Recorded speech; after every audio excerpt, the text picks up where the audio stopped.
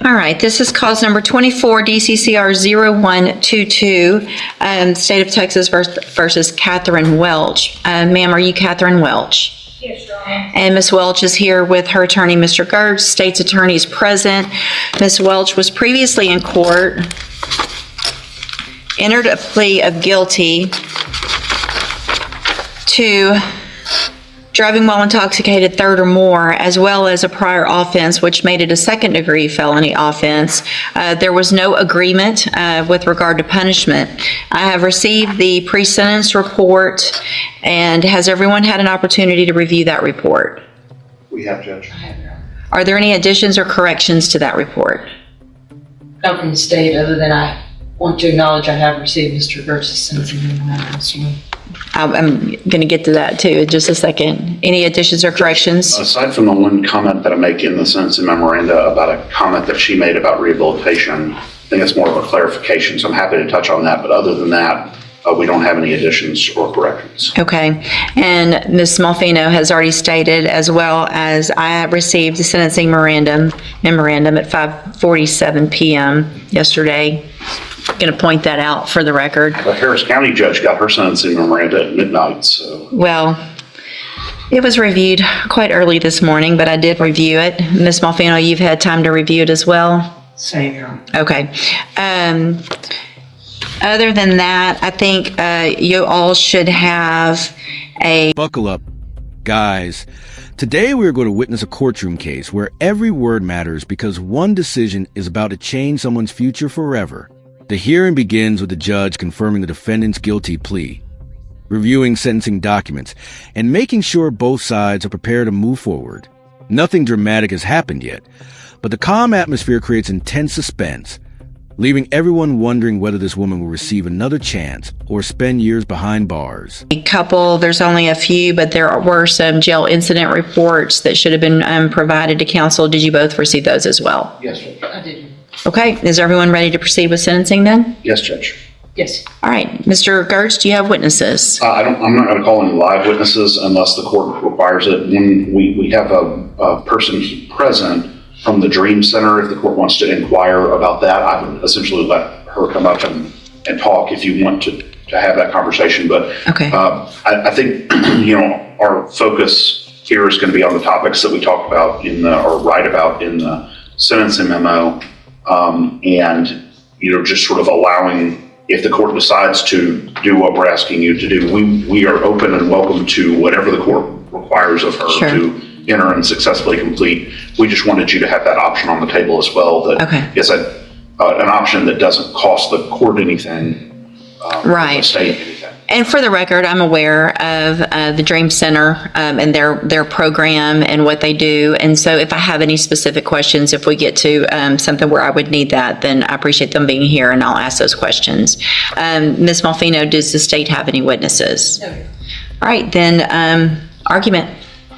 Judge, I want to, I recognize this is a unique case and a unique ask that we're making here. This is not something small that we're asking for. I have sort of personally taken Catherine on over the last 3+ years, I guess almost 4 years, as a project for me, if that makes any sense. And what I mean by that is I really wanted to put to the test, could this person do everything that I asked her to do to at least get her an opportunity to be here in front of you asking what we're asking for? She exceeded my expectations by doing the 90-day inpatient rehabilitation. And while she was there, she started to explore with her counselors and her therapists there some of the underlying issues that went beyond just physical addiction, but actually had to do with her mental health and some of the things that she's experienced in her life. I'm not going to detail them on the record, but the court is aware of what those things are. Incredibly traumatic events that I think she had repressed and had never really addressed and explored. And so those counselors recommended not just aftercare, but a specific outpatient program to address some of the trauma issues that she's had. She went and checked into that program, stayed for basically a year, And again, did everything we asked her to do. When, I told her to go get her own drug patch, I told her to go get her own interlock device. She did all of that. Those records should be attached to the memo. She was successful, has been following the rules, doing everything we've asked her to do. Had been going to AA, had gotten a counselor, actually reached out and befriended the director of the Dream Center to try to figure out what she can do next to sort of commit herself to her sobriety and to fixing the mental health issues that I think stem from the challenges that she faced as a young person.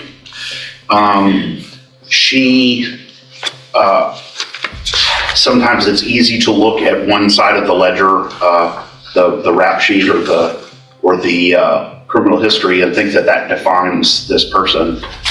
What I have been fortunate enough to do is to really dig down and get to understand her as a human, and see that all the progress she's made, all the effort she's made, and see what she's done well and all the problems that she's been addressing well.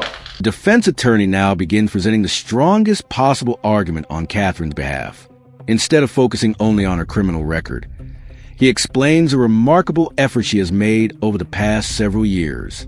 He details her successful rehabilitation, trauma counseling, sobriety, and commitment to recovery, emphasizing that she exceeded every expectation placed on her. His goal is clear: convince the judge that this is no longer the same person who committed those repeated offenses. She's obviously very anxious about this day, but we've been looking forward to this day as well, to be able to present that. And I want to go down and on the bottom of page 2, address what I was talking about in the CSI. So that I'm not saying that this wasn't the words that came out of her mouth, but when she was asked by one of the examiners in the probation report, she felt she needed treatment. She said she didn't feel like she needed treatment. She wasn't opposed either. I want to clarify what we mean by that. And I say this here, but what she would say, I think, is she did 90 days of detox rehab related treatment, has continued aftercare, has continued mental health care. But in terms of going to a program that is specifically targeted at people who are currently using or currently intoxicated, I think she thought that wasn't the direction that would be ideal. She will do whatever you want her to do, but I wanted to explain what that comment means. And so, because a lot of times, as you know, Judge, private rehabilitation programs will just reject you if you've been clean for 3+ years, as she has. And so they just won't even accept you at all.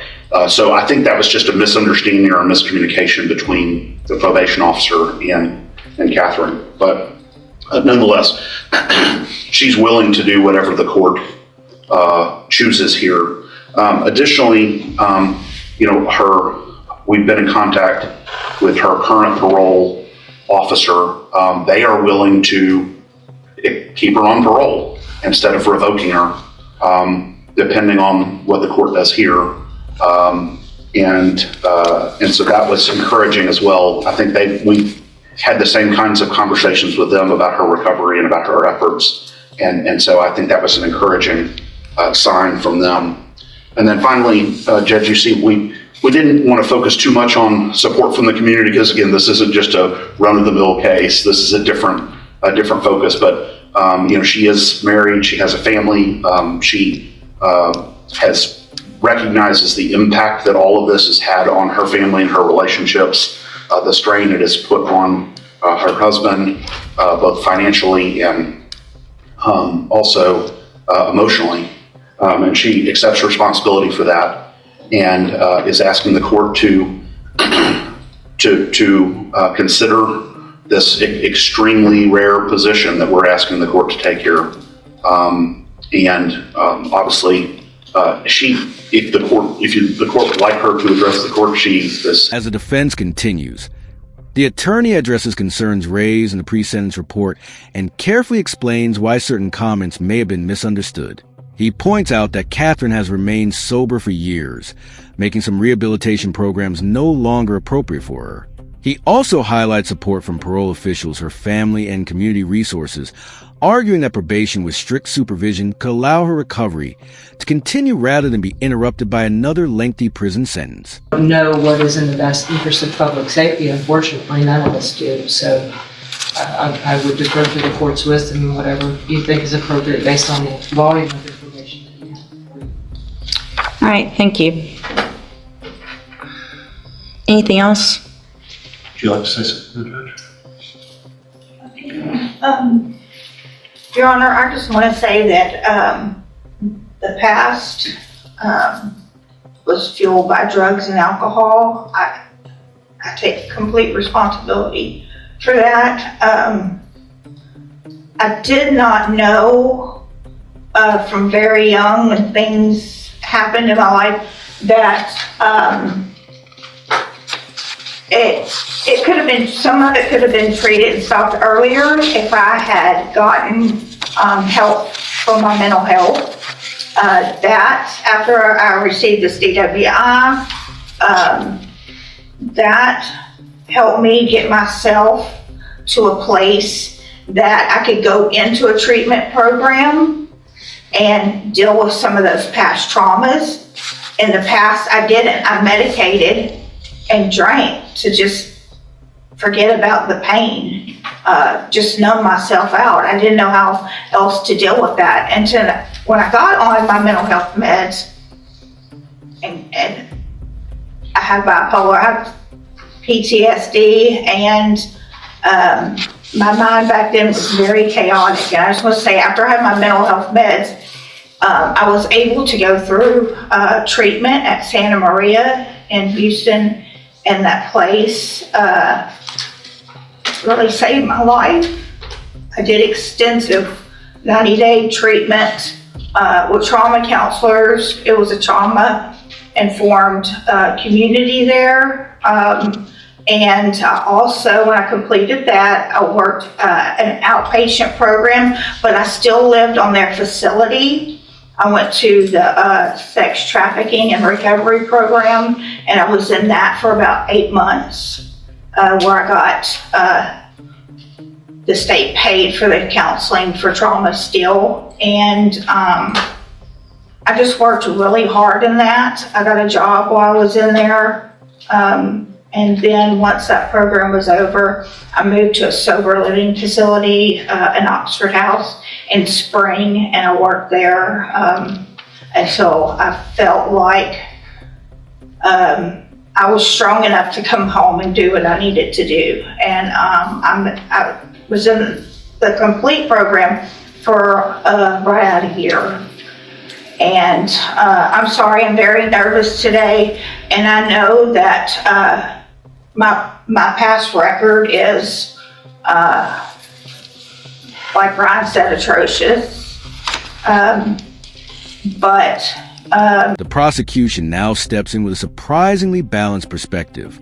Rather than attacking Catherine's progress, the prosecutor openly acknowledges the defense's efforts and recognizes the positive changes she has made. However, the focus quickly shifts back to public safety and her extensive criminal history. While admitting prison may not necessarily guarantee a better outcome, the prosecutor ultimately leaves a difficult decision entirely in the judge's hands. you know, the things that I had to deal with within myself from when I was a little girl, those are things that you don't go to prison, even in their programs there, that you don't talk about. It's just, you just don't. And I'm asking you, please do not send me back to prison. I want to move forward. I have moved forward in my life, and this year that I've been in jail has given me more time to think and know that I am definitely headed in the right direction. I have a sponsor. I attend AA at home. I had moved on with my life as far as I could with my sobriety. I mean, I knew this charge was out there. And I think I made some really good choices with my Mid-County AA friends. They've helped me a lot. And I am open to anything. I will abide by all the rules and do anything that's asked of me. And I think, I know now that I'm responsible and capable of taking care of my business and my life. Thank you.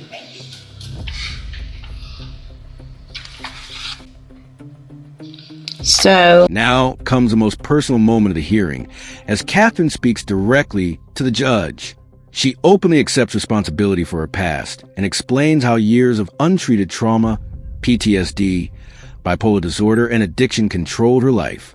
She describes how rehabilitation finally helped her confront those painful experiences instead of hiding behind alcohol and drugs, giving the courtroom a much deeper understanding of the person standing before them. Miss Welch,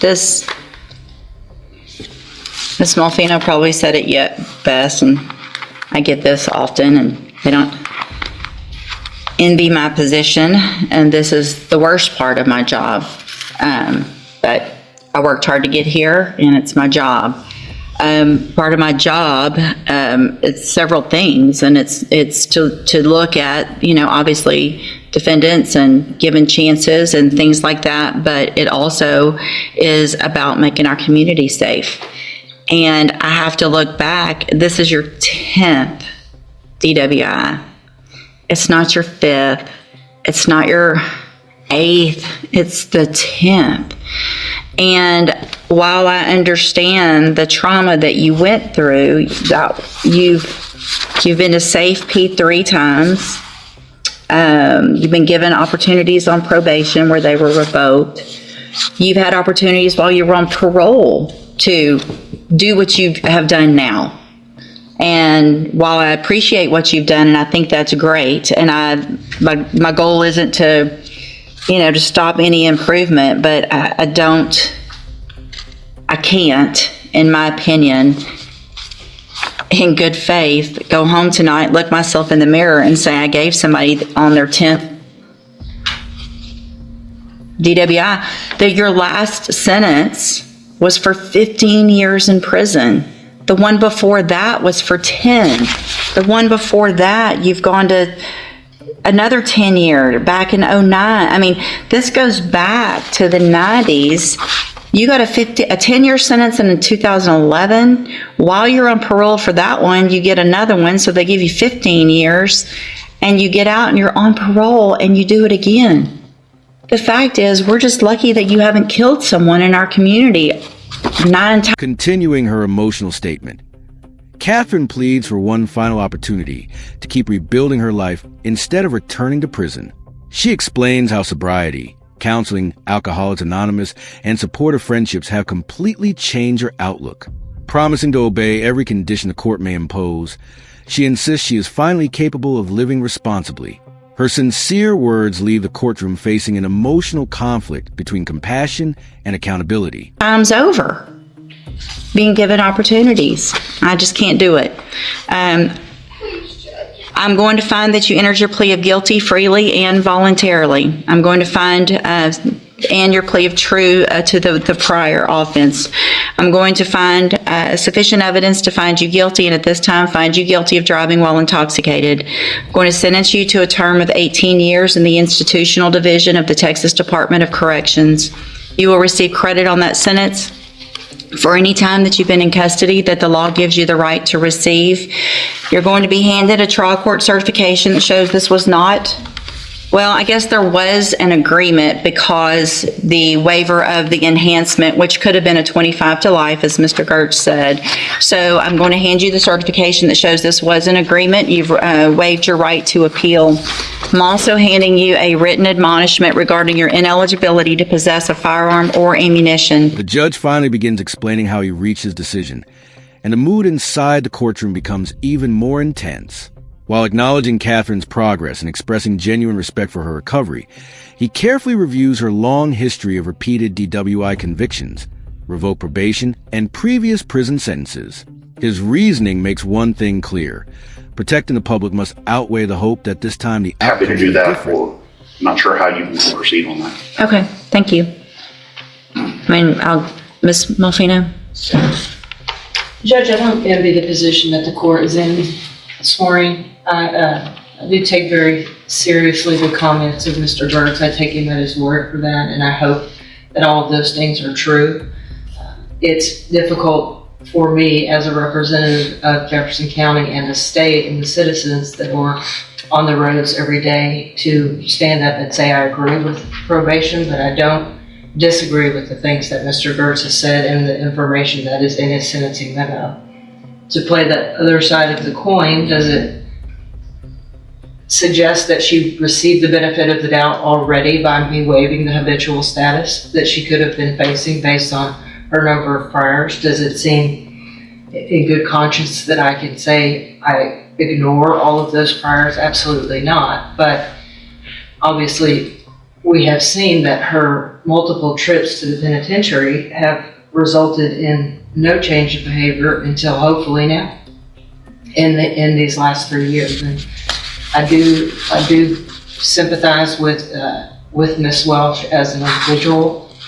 Again, it's hard for me as a district attorney, assistant district attorney, to say that I concur with the punishment being probation, but I don't, again, disagree with the comments that Mr. Gertz has. We've had multiple conversations about this case. I know he's worked very diligently at it. I don't really know, Judge, and that's why it's before you, that putting her in prison for 20 years and her getting out in 2 versus an extensive probation period where she could continue the recovery she's been doing is a better option. But again, I don't.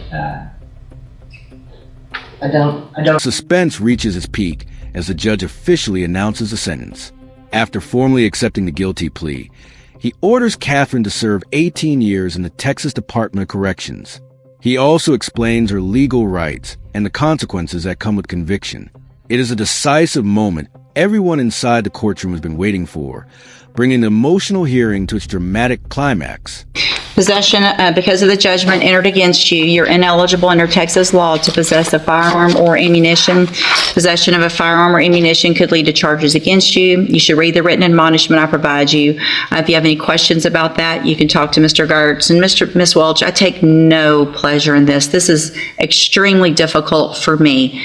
I understand to some extent addiction, and I understand that you are on a better path. However, there have been plenty of opportunities in the past where you were on a better path and you got back out and you got back on our roads again. And so, good luck to you, ma'am. Thank you, Mr. Gertz and Ms. Malfino. Court will be adjourned.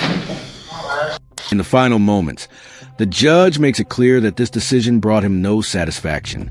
He acknowledges Catherine's recovery and admits she appears to be on a better path, but explains that her repeated chances in the past left him unable to risk public safety again. With those final words, the hearing comes to an emotional close as the courtroom is officially adjourned. If you enjoyed this breakdown, don't forget to like the video, subscribe to the channel, and we'll see you in the next video.